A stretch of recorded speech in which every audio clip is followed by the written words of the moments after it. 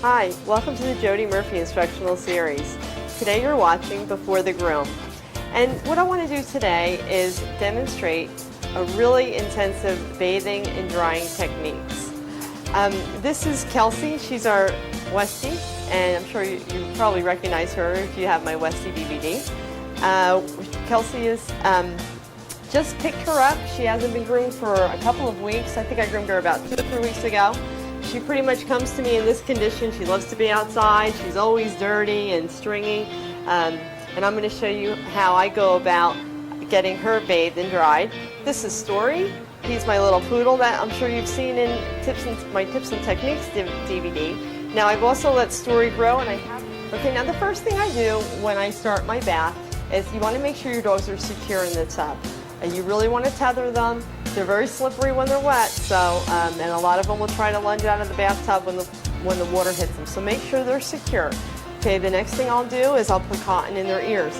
Now, when you've got a breed that has erect ears, like the Westie, it's very easy to get water in that ear canal. So make sure that you can tear I always buy the big jumbo cotton balls, and then you can break them up to the appropriate size.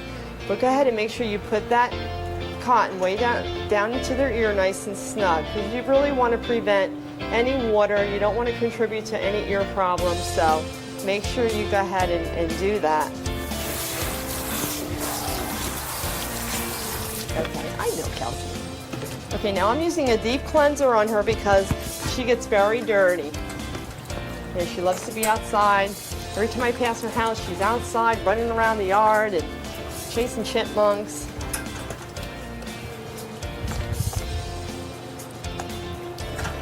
Now this is a nice tearless shampoo, so I don't have to worry about getting in her face.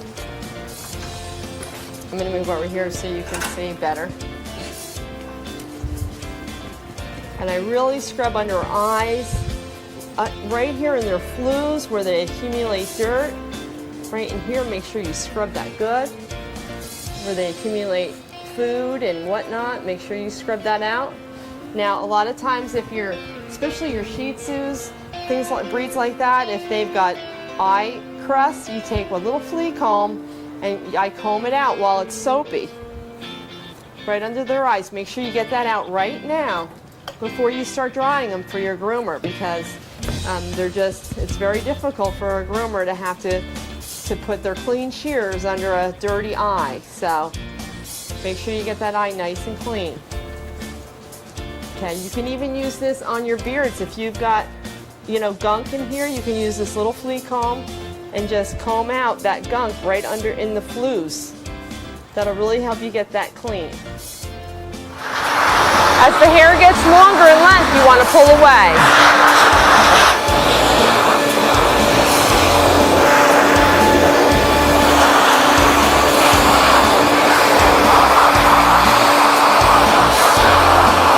You can see I have a knot there that I need to get out with the brush, because the force dryer is not going to blow that apart.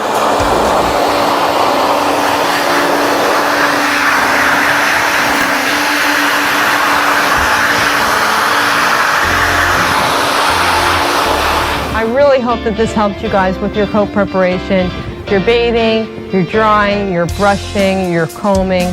It's vital to a good finish on a dog, and to have that trim last, for 4, 5, 6 weeks.